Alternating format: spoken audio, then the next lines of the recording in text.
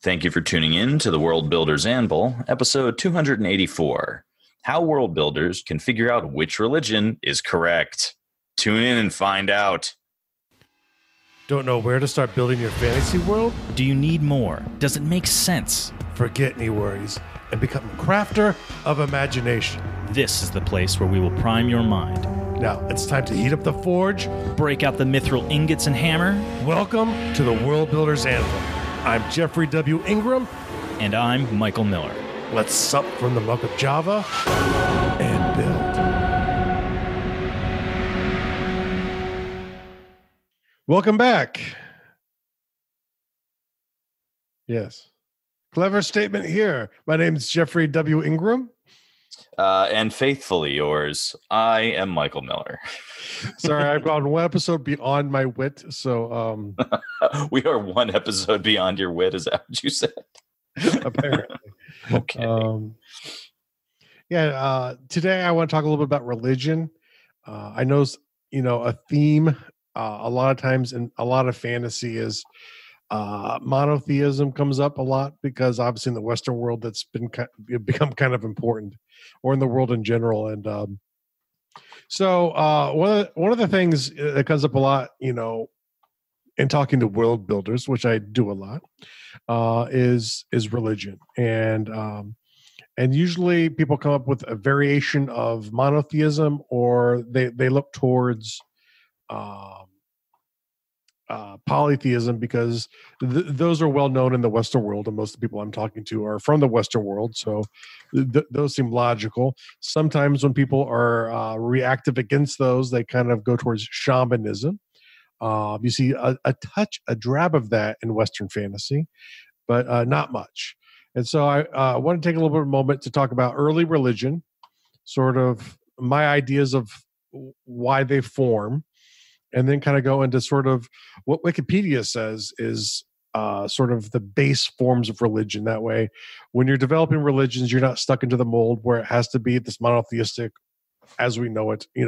You can add some more flavor into your religions beyond that which are typically there, which is usually just a ramshackling of Catholicism, or possibly, like I said, massive pantheons are quite popular. So that said, they're quite popular in my world too. So I'm not faulting anyone here, but just, let's go over some ideas that might be a little either different, or we've not thought about, or whatever. So let's get into it. And, some of these ideas come from reading and watching my great courses. And these ideas of, very early on in humanity, we start seeing things get buried with people. And this is like way early BC stuff, right? Or BCE, whichever you prefer to use. And so you start to find what they like to call in archaeology grave goods. And really? I didn't know that. Yeah. And essentially they are stuff buried with people. And sometimes it's like, here is Michael's cutting stone. We're burying Michael with like 3 cutting stones, and maybe there's stuff for an afterlife. We can only kind of really guess. There's none of those religions are still around, so, and if they would be, they'd be so different that they wouldn't know what it meant back in 30,000 BC. And so and my screens are flashing again. This is really obnoxious. I think is it still recording? Oh, it's not that. It is my monitor hub is failing me. Excellent. Okay. That's what you want during the middle of a recording. Welcome to the show, folks. And so when we get into dealing with the dead and grave goods, there are a couple kinds of things to help people in a possible afterlife. And that starts to lead to this idea where even if there isn't religion itself, people are starting to think about afterlives and what happens when people die.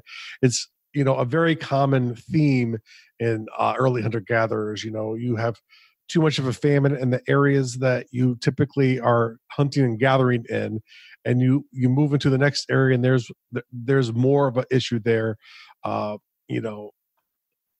life is not one of the benefits of living in hunter-gatherer societies when food is short. Say what you want to about the modern food, and how bad it is and all of this stuff. But the one nice thing is we have way too much of it. At least in a lot of the Western world. So that's why, obesity is now a bigger problem than starving in the United States and in many countries, and a growing problem worldwide. But, back in the early days, it was more surviving, so beyond dealing with the dead, it's surviving. And how do you pass on ideas of surviving? We've talked about this in the past too, where I think a lot of the oral traditions came about as ways to share the information down generations. Stories are a great way for people to remember. So if you tell the same stories over and over and over again about how you survive, where you move to, why things are the way they are, and those ideas work, those people survive more, their ideas become more prevalent in their tribe. And those also sort of start to play in to this idea of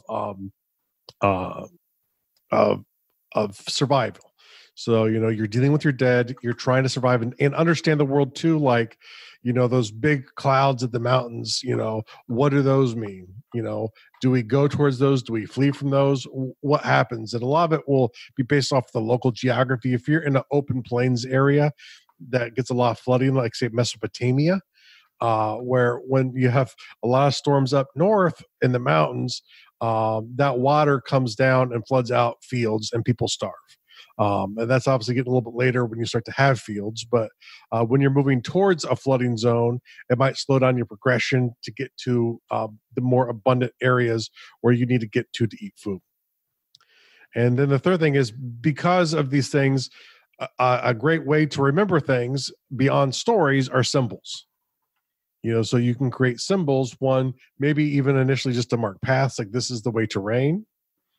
And then maybe over time, it becomes so old and multiple generations keep passing by these symbols, they start to grow into bigger things. So you have essentially a fight for your life, your entire life back in these ancient societies.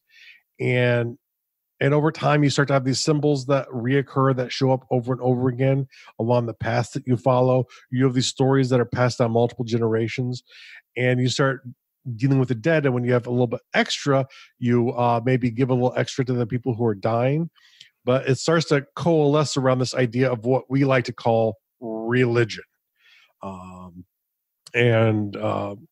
Religion, for me, is a very important thing when I develop cultures. I like to think of how they religious, because how they religious. How they religious. How do you guys religious? We religious this way. Because it's kind of like language, religion. To me, inform a lot. They're reflective of the cultures they grow up in, and like you're not going to find a lot of ice sculptures in a Middle Eastern religious cult if there's no access to ice, because it's just not part of the lexicon of what they understand. So it's reflective upon their environment, and all these things help play in to create the people of an area. And I always like to think about, if they started off and settled down somewhere, what are the symbols? What are the important things around them, things that they need to understand?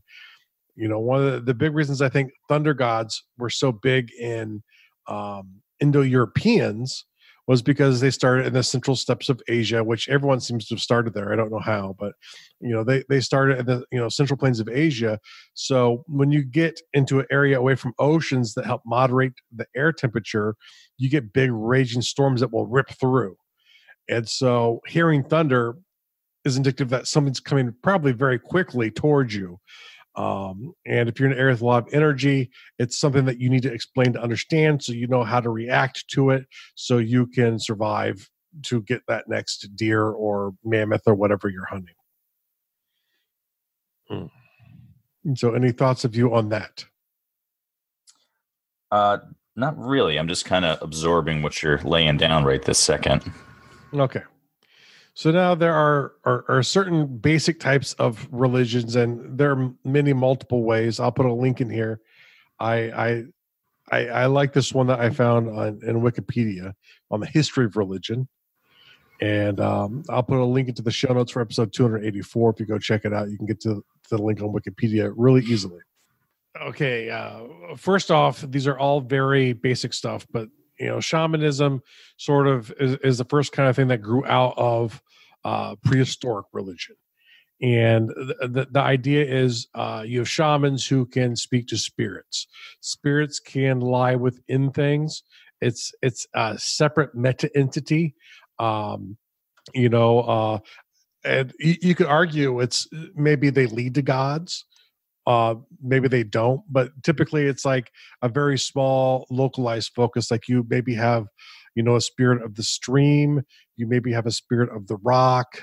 You maybe have a spirit of your village or your tent, whatever. You essentially have spirits, and shamans are people who can interact with spirits. They can either use spirits to perform magic, where the spirits performing magic, the shamans are getting them to do it, or they can go ahead and maybe take spirits and put them into other places. So like you take a stone spirit, you put it into your leather leggings, and your leather leggings become really hard. Even though they feel soft, blades can't penetrate them, or some such thing. Now, you have a different version of that called animism, which is essentially the rock itself is the holy thing. So there's not like a separate spirit entity in there, but like this certain rock is holy, or the creatures of the earth are holy, or the dandelions are holy. So it's the actual object itself is holy. There's not a separate meta spirit attached to it. Similar but different, essentially in flavor. And ancestors play into this a lot too, because if you have people who were important who've died, if you have their spirit could still be accessed and possibly used. Now, the orcs in my world have ancestor worship and shamanism mixed in to them. Their wargs have spirits of ancestors bound to them. So that's what makes their wargs smarter than normal animal wildlife, is they actually have an ancestor spirit attached to it. Now, is that what makes it a ascension species in your world? Because you had said before wargs are not, Wargs are not natively sentient in my world. Okay. But there is a sentient variety of them, which are the ones that have spirits attached to them. Now, over time, the animal spirit and the spirit attached kind of merge to one. They're still much smarter than, let's say, a native warg would be, or like a wolf, a large wolf, if you think about it in Earth terms. Mm-hmm. But still sentient, just different, much more animalistically controlled. A lot more of the impulses of the animal break through, like the desire to eat your horse pack animals. Yum, yum. Horse is supposed to be tasty. And so a lot of times this will lead up to like the idea of tribal religions as well too, where, because of where you live, there's certain spirits you work and access to, maybe certain ancestors that you all in common show reverence to. And ancestor worship actually survives even until today. I know it's very big in China still. But even think about this, a lot of people, even in the West, revere historical figures. And if it gets to the level of worshiping them, you might even say, you might make an argument that saints in Catholicism could potentially be a form of ancestor worship, because if you find you get your power through religion by praying to a saint, which is essentially a dead old person, mm-hmm. Then you're actually really ancestor worshiping is just a select portion of people. And so it's something that is still pervasive in the East and the West today, to varying degrees. Some people, I'm not saying if you believe saints existed or saints are important that you necessarily do an ancestor worship, but there's a chance. And the same thing too is like if you have like the medal of St. Anthony on you and you think the medal gives you power, you might be an animist, even though you're going through the lens of Roman Catholicism. If you believe that the religious powers come through the actual battles of saints, or the rock of Judea. I'll just make up something that doesn't exist. That those are the things that give you access to the religious spiritual power. That's a form of animism that you could be doing just through a different lens. So that's one of the messy things with religion and reality is, even though the dogma of the religion might be a certain way, that's where you start getting into heresies and different types of forms of religion because of the different ways people use them. And that's, I think, an important thing to keep in mind, especially if you have a monotheist or a universal style religion in your world. You could add a lot of flavor because different people look at it a different way. I remember from watching the old Crusades video, they were talking about when I think it was the first crusade was piling up and preparing and coming down through the Balkans, when they crossed over into the Orthodoxy areas. In Catholicism, a lot of you might know that they do this thing where they touch the cross to themselves. And there's a certain way you do it. I'm not Catholic, so I think it's eyes, like chest, and then left and right, I believe. Yes, that's correct. Or otherwise known as spectacles, testicles, wallet, and watch. Yes. And now the Orthodoxy, at least at the time, also did that, but they didn't do it the same way. I don't know if they started in the heart and when I don't know what the difference was, but it was a different way of doing the exact same thing.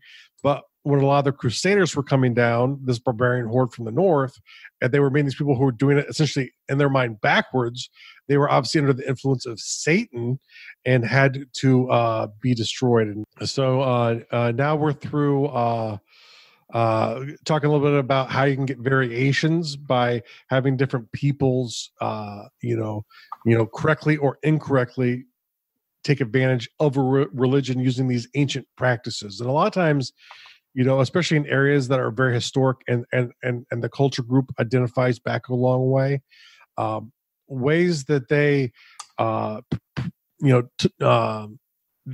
performed religion before the more universal religions started to set in will still affect the way the local people do religion today. So don't think that just because the area is conquered by a Catholic-like crusade that they all of a sudden start following the religion as is. And then, of course, to a lot of people know that there are stuff like voodoo or what is it, Santa Maria? I'm messing up that name, but there are in areas that were typically, especially spirit-based. When Catholicism moved over, they started aligning saints up with their gods, and you get essentially the same idea of a Creole language in religion, where it's the merger between the greater universal religion and the local tribal religions. And so that's not an uncommon thing to see, much the same way that you will get Creole languages in those same areas when, a power comes in and they colonize and take control of an area. A Creole language can come up where they're speaking part of each of the two languages. So just keep that in mind too as you go through. The next one I want to look at too is something called Pantheism. And I'm going to mispronounce most of these words. Pantheism is the idea that God is greater than the universe. So he exceeds all of space and time and the universe itself. So obviously very influential in the universe, but is actually so big that he's bigger than the universe that we could even perceive. And it could take a form of something that looks monotheistic or polytheistic, but it's the idea that there's this greater God that's just bigger than everything. And Sikhism is the one that they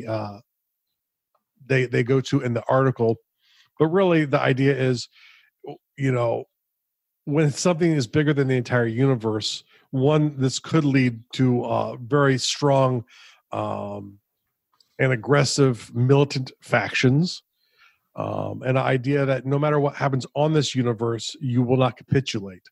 So if one of the big universal religions takes over a Sikh area, anything that you can do to them in this universe is smaller than their God.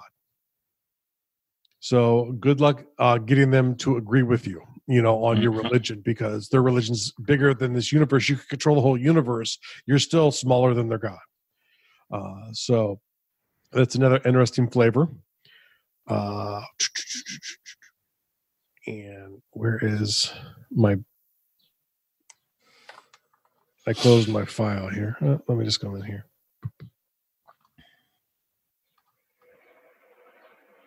Polytheism. This is one that most people are a lot more connected with. And the idea is there are gods in polytheism.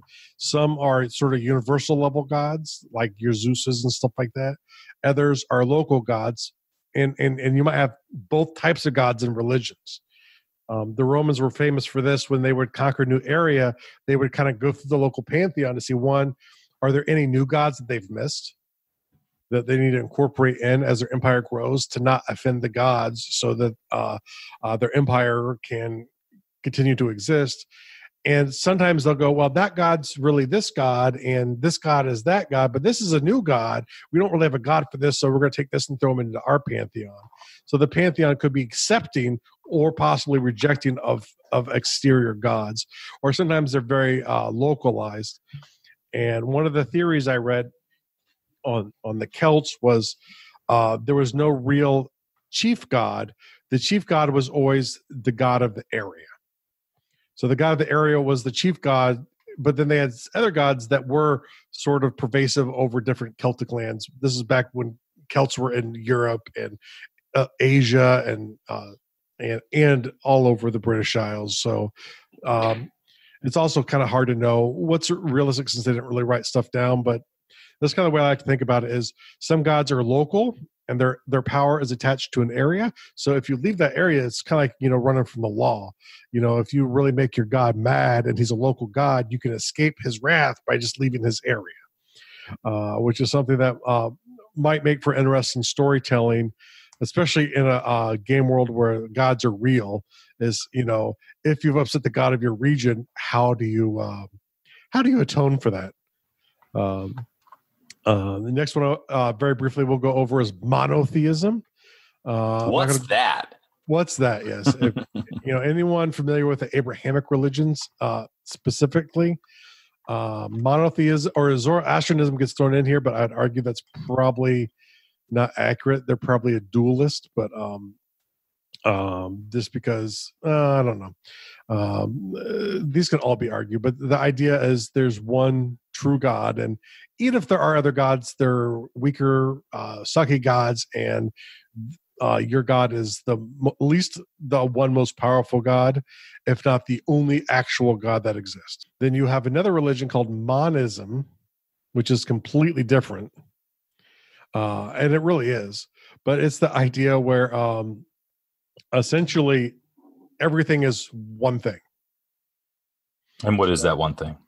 The universe. So, you're God, you're not God. It's everything is one thing. Like an energy? An energy. Typically, like Buddhism, Jainism, Hinduism, all technically fall here. Once again, you can kind of argue that Hinduism is really polytheistic. Once again, you can make arguments for a lot of these religions in different areas because of ways that they were or are currently being done. Zoroastrianism being the hardest because when Islam took over the Zoroastrian lands, which were mainly centered around Persia, there was a great purging of Zoroastrian holy books. So Zoroastrianism exists today, but I think a lot of it for a while was handed down orally. So how well it even ties up with the way it was, I think people are still not sure on. But it's this idea that there's essentially one thing, and you're trying to get back to it. So you use enlightenment to get back to that one thing. You're trying to escape the cycle by becoming back to the source, we'll call it. And there are many different ways you could take the thing, but that's a very general, non-educated way of going through what monism is. So, like, if you do have a monotheistic God, you really would be like an extension of him. And so you have a path to returning to your God status, in that just really theoretical type of monist religion I just came up with. You have dualism, which is, the opposites are one thing, so, it's not man versus nature, it's man and nature.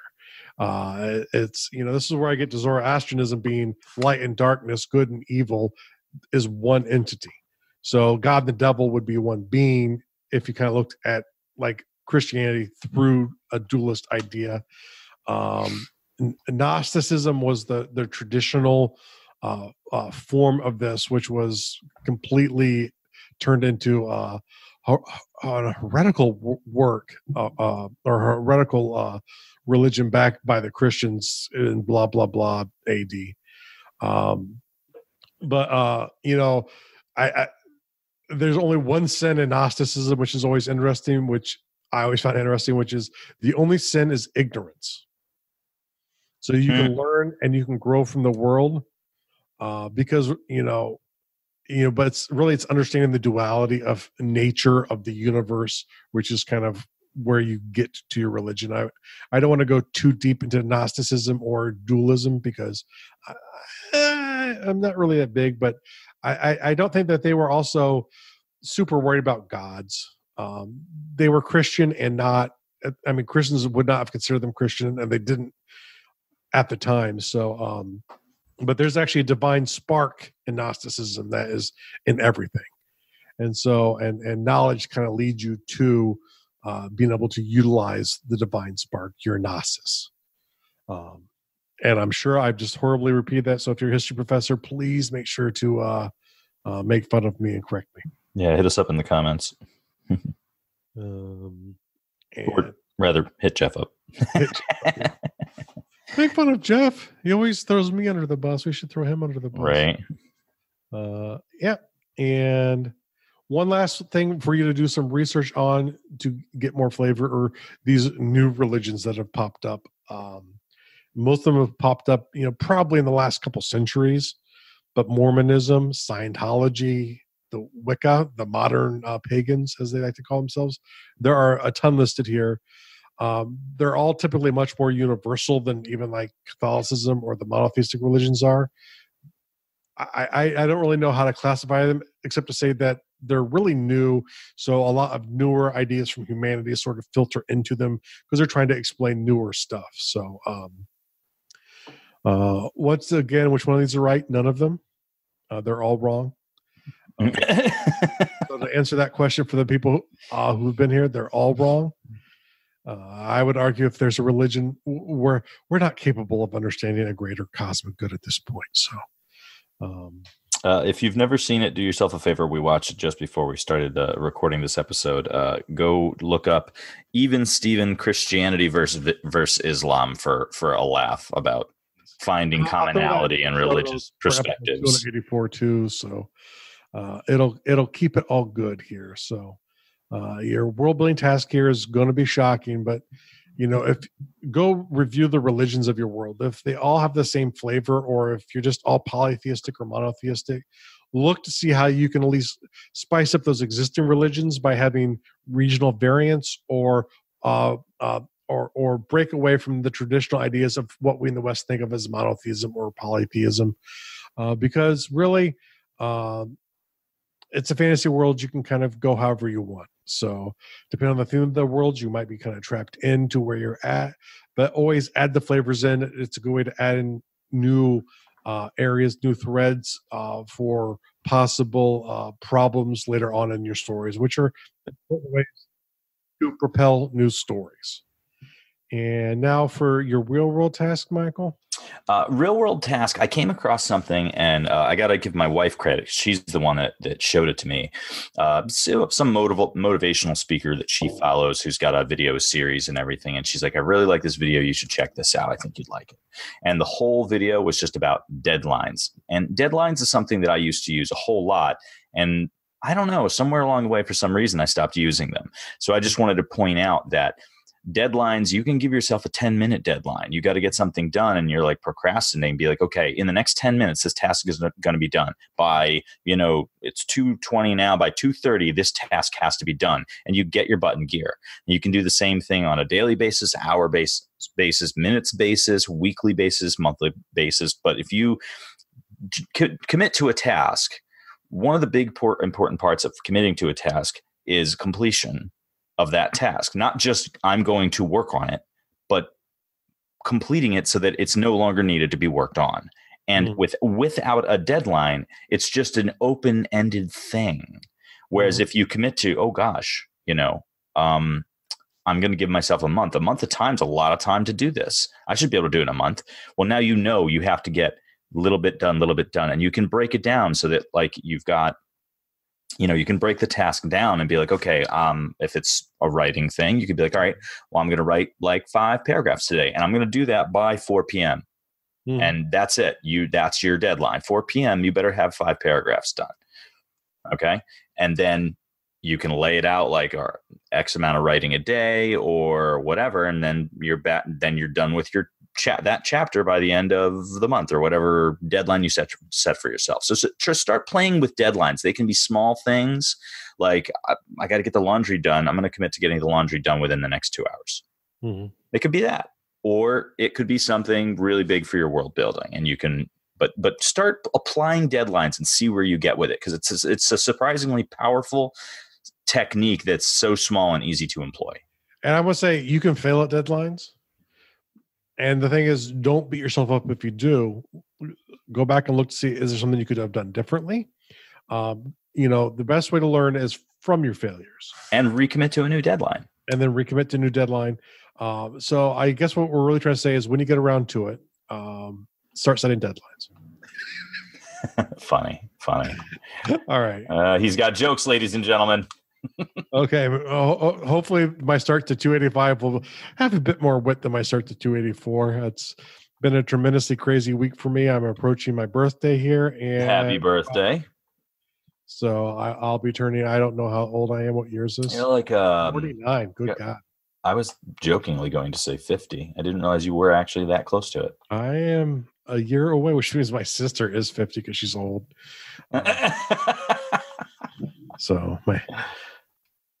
And in October, she'll be even older. She'll always be older than me, no matter what she does. Does she listen? Is she listening? No, it takes all the fun out of this. So we'll let it go. I thought that would make the fun part about it. If she did listen, it would be fun.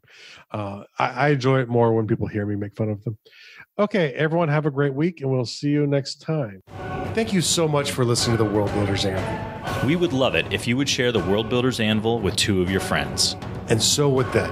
If they are unfamiliar with podcasts, then you get to introduce them to the wonderful world of podcasting. Take them to Stitcher or iTunes, or best of all, just send them to our website, www.garduel.com. That's GARDUL.com. Now strike while the myth rules hot.